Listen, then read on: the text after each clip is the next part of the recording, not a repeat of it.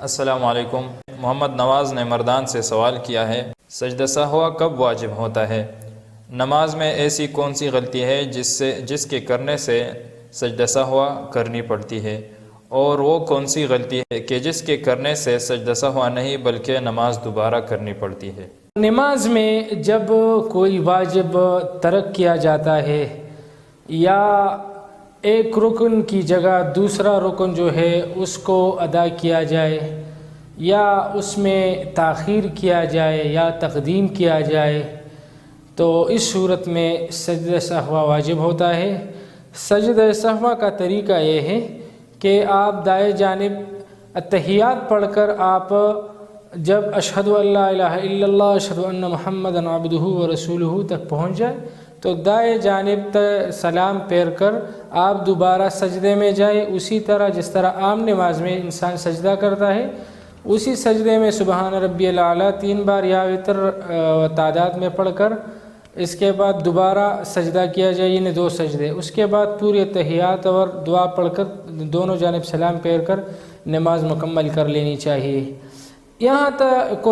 بہت ساری صورتیں ایسی ہیں جس میں سجدہ سہو لازم ہوتا ہے، اگر سجدہ سہو ایسی صورتوں میں نہ کیا جائے تو نماز ادا نہیں ہوتا اس سے۔ مثال کے طور پر دوسرے رکعت میں جو ہے وہ انسان کو بیٹھنا ہوتا ہے اور وہ اس کو ترک کر دے، دوبارہ دوسری رکعت کے لیے وہ سیدھا کھڑا ہو جائے اور تحیات کے لیے نہ بیٹھ جائے تو اس صورت میں سجدہ سہو لازم آتا ہے۔ اسی طرح جب آپ تیسری رکعت کے لیے آپ اٹھ رہے ہوں اور تحیات پڑھ رہے ہوں اور آپ اشہد ان لا الہ الا اللہ اشہد ان محمدً عبدہ کے بعد بھی درود شریف پڑھے اور اللہم صلی علی محمد وعلی آل محمد تک پہنچ جائے تو اس صورت میں انسان پر سجدہ سہو لازم آتا ہے۔ اسی طرح اگر آپ کسی امام کے پیچھے نماز پڑھ رہے ہوں اور امام آپ سے 1 رکعت یا 2 رکعت یا بعض نماز کا جو ہے آپ سے وہ ادا ہو چکا ہو اور آپ بعد میں آئے ہو اور امام سلام پھیر لے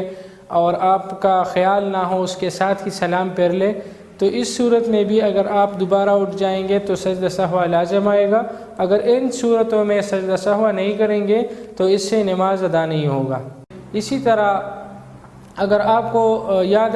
کو شک ہو جائے ایسی کہ یار میں نے 2 رکعتیں پڑھی ہیں یا 3 رکعتیں پڑھی، میں نے سجدہ کیا ہے یا نہیں کیا ہے، میں نے 2 سجدے کیے یا 3 سجدے کیے، تو اس ضمن میں آپ کی جو ظن غالب ہے اس پر جائیں گے